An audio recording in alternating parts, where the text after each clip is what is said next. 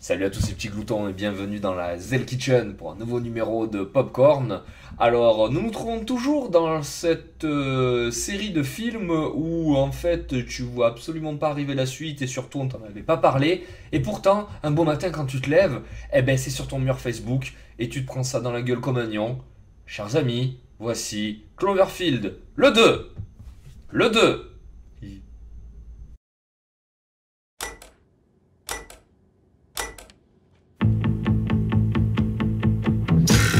Children behave. That's what they say when we're together. And watch how you play. They don't understand, and so we're running just as fast as we can. Holding on to one another's hand. Trying to get away into the night, and then you put your arms around me and we tumble to the ground. I think there doesn't seem to be anyone around.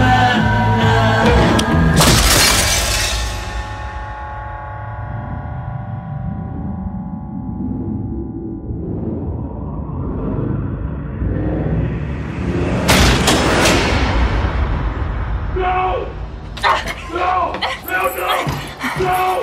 Don't open that door! You're going to get all killed! Something's coming.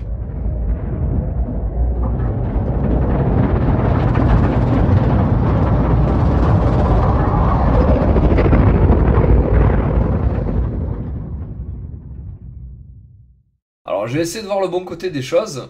Quand il y a ce genre de suite improbable qui sort, ça me permet un petit peu de vous parler du premier. Et généralement, ce sont des films donc, que j'ai vus et que j'ai appréciés. Et là, on est vraiment dans ce cas-là. Cloverfield, à l'époque, c'est un projet un petit peu indépendant de J.J. Abrams, sur lequel, je me rappelle, il n'y avait rien qui avait filtré. Et en fait, vous preniez le film comme ça, dans la gueule, quand vous allez le voir au cinéma, il n'y avait pas eu de bande-annonce, c'était un projet hyper secret. Ou alors s'il y avait une bande-annonce, je me rappelle, c'était vraiment... on lâchait pas grand-chose. Et ça m'étonne pas du coup qu'il s'est fait pareil pour le 2. Mais là, voilà, je savais même pas qu'il y avait un projet en cours. Et la construction de la bande-annonce, vraiment, nous rappelle cet esprit. Moi, écoutez, je me rappelle le 1, c'était incroyable. Bon, le problème, moi, c'est que je m'étais un petit peu gâché le plaisir dans le 1 parce que je savais c'était quoi le propos du film. Mais dans le 1, il faut savoir que ça, bon, c'est filmé caméra épaule. Et là, il y a beaucoup de gens qui n'avaient pas aimé le premier pour ça, parce que c'est vrai que c'était assez épileptique et un petit peu gerbant, hein. La caméra bouge beaucoup, les mecs sont en cavale, voilà, etc. Mais en fait, vous voyez une espèce d'embrouille entre deux personnes, une qui part faire un voyage loin à l'étranger, du coup, il est obligé de se séparer de sa meuf, donc voilà, ça parle de ce genre de truc et tout, et franchement, au début, c'est pas ce que vous venez chercher dans le film, hein, on va pas se mentir. Et puis, à un moment, alors que le mec il est à son balcon, il a le blues, il y a la tête de la Statue de la Liberté qui roule dans la rue avec perte et fracas juste devant lui. Là, vous faites. Ah, mais comme ça, il n'y a rien qui vous a préparé. C'est-à-dire que juste avant, vous n'avez pas entendu rien, hein, ça arrive comme ça. Et là, si vous voulez, la construction de cette bande-annonce, elle va un petit peu dans ce sens. Là, on dirait qu'on est dans une espèce de huis clos où il y a des personnes, une espèce de mec qui séquestre, voilà, une nana et un autre gars. Et la nana qui essaie de se barrer, et quand elle veut se barrer, ben dehors, qu'est-ce qu'il y a? Et ben ça, on sait toujours pas. Allez, on va un petit peu regarder ça ensemble. C'est parti.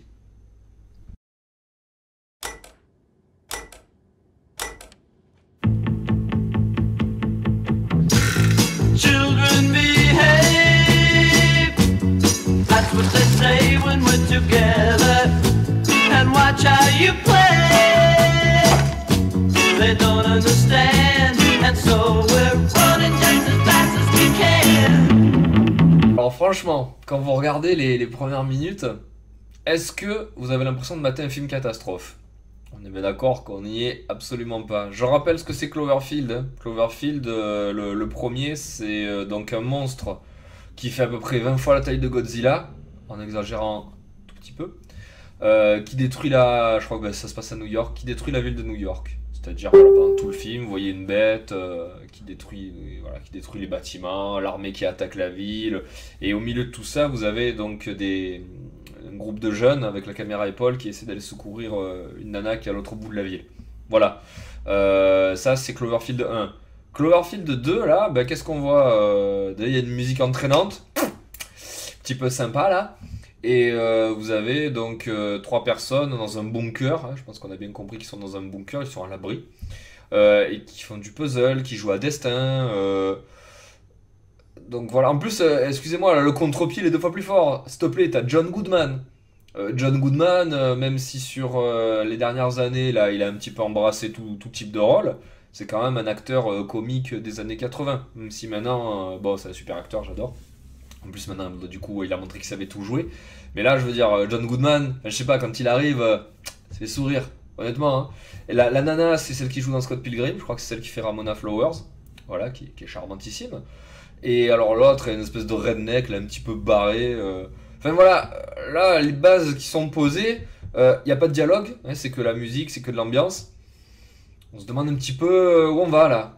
Hein, on n'est pas dans le film catastrophe. Peut-être qu'elle arrive après la catastrophe. Allez. Holding on to one another's hand. Bon les gars, je vous avertis, je suis en train de galérer pour faire des cuts sur ce trailer parce qu'en fait il y a tout qui s'enchaîne, il n'y a pas de petites césures et tout, on est vraiment dans un format qui est particulier, donc les coupures vont être un petit peu dégueulasses. Là voilà, je vous ai amené au premier élément catastrophique, il y a un tremblement de terre. C'est-à-dire que là au début c'est en train de s'éclater et tout, et d'un coup on vous montre quand même que ça tremble. Mais c'est tout, voilà. Comme ça peut, des fois ça nous arrive, hein, il y a un petit tremblement de terre, on s'arrête 2 secondes de vivre, là on bouge plus, puis ensuite ça repart. Là on a l'impression que c'est pareil, si ce n'est que l'attitude qui était super détendue et festive au début, s'arrête net, parce qu'il y a un tremblement de terre. La suite, on aura peut-être des réponses.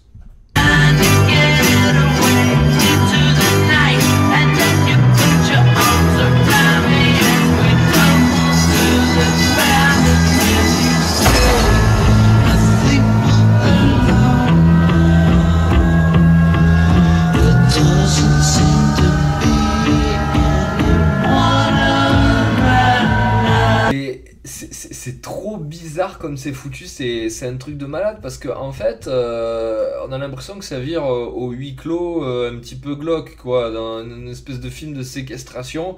Il y a la nana là, on la voit, la béquille, elle est blessée à la jambe, on voit qu'elle est en train de tailler un puits en bois. Il y a le mec apparemment là, de John Goodman qui devient super autoritaire. Il y a la nana qui se dit qu'elle aimerait bien se barrer, puisqu'on la voit, qui regarde la porte comme ça, avec les yeux pleins d'espoir, avec la lumière de la liberté qui brille. Franchement, on dirait qu'on a une espèce d'opération commando pour s'évader. Ouais, ça peut le faire, hein. Franchement, dans le propos du film, ça peut le faire.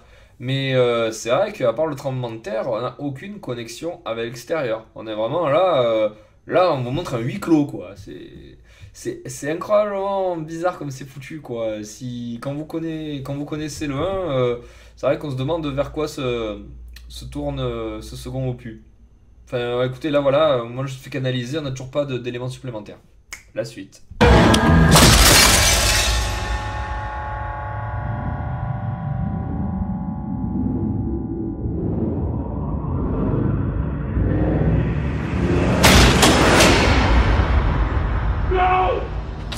Attention les gars, il s'est passé un truc.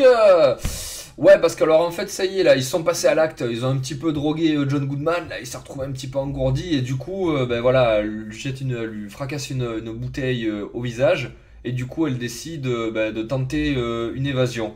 Et en fait, c'est à ce moment-là que vous avez le nom du réalisateur qui apparaît et que la musique s'arrête.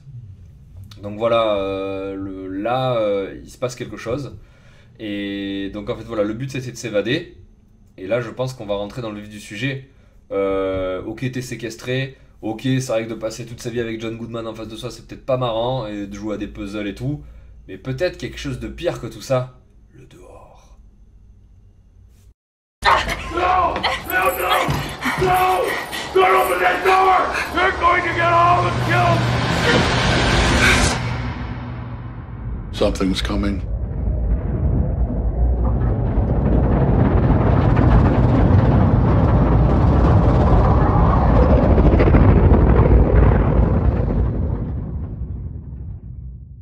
Oui, il y avait bien quelque chose dehors, quelque chose de bien pire. Et vous saurez pas c'est quoi, parce qu'il faudra aller voir le film, parce que c'est comme le 1. Il est fort ce DJ Abrams. Ceci dit, en passant, on se demande c'est quand qu'il a pris le temps de se poser sur ce projet, parce que donc avec Star Wars et ensuite la production de Star Trek Beyond, maintenant on sait qu'entre-temps il a fait ça. Parce que bon, ça sort en mars, hein, ça sort dans 2 mois, c'est quand même. Donc le truc il est terminé, il est bouclé et tout quoi. C'est assez incroyable. Ceci dit, on joue vraiment sur la même curiosité que le premier. On a une situation de départ et ensuite vous êtes projeté là dans le film catastrophe, limite horreur, comme ça, hyper violemment, alors que vous ne l'avez pas vu venir. C'est. Voilà, on joue sur les mêmes codes que le premier. Et vous saurez pas c'est quoi, moi d'aller voir le film. Ça m'étonnerait que d'ici là ils sortent une bande-annonce où vous voyez, je sais pas, ce qu'il y a dehors, parce qu'en fait, qu'est-ce qu'il peut y avoir dehors? Est-ce qu'il y a toujours le gros monstre du premier? Est-ce qu'il y en a plusieurs petits? Est-ce qu'on a un truc différent, un truc plus gros? On sait pas. Vraiment là, on sait pas du tout. Il y a juste, voilà, elle regarde dehors et ah merde, il y a un truc dehors, c'est horrible. Alors le film s'appelle 10 Cloverfield Lane. Il s'appelle pas Cloverfield 2. Alors peut-être que ça n'a rien à voir. Peut-être on joue juste sur les mêmes canons, on joue juste sur les mêmes peurs et les mêmes codes et tout, mais peut-être qu'on est vraiment sur autre chose. Hein. Peut-être c'est absolument pas la suite du premier. Et en même temps, de faire la suite du premier, excusez-moi, ce serait bête, ce serait de la surenchère de bas étage. Et je vois mal J.J. Abrams, vu un peu la dimension qu'il a prise, prendre ce genre de risque. Donc écoutez, on va suivre ça de près. Moi en tout cas ça m'intéresse. Moi c'est un film devant lequel j'irai manger des popcorn, parce que le 1 je m'étais éclaté. J'ai regretté de ne pas l'avoir vu au cinéma, je l'ai vu en DVD, pas super bonne qualité et tout, donc c'est un film qui à mon avis au cinéma devait claquer sa mère, ou même avec un Blu-ray, un bel écran. Mais là je pense que celui-là j'irai le voir au cinéma. Voilà. Enfin, si je trouve quelqu'un qui a aimé le 1 et autour de moi, je sais que je suis un des seuls, donc je suis un petit peu deck quoi. Voilà, c'était 10 Cloverfield Lane, pas Cloverfield 2. Voilà. Bah écoutez, j'espère que ça vous a plu. Moi je vous fais de gros bisous et je vous dis à bientôt pour une prochaine vidéo. Bye bye.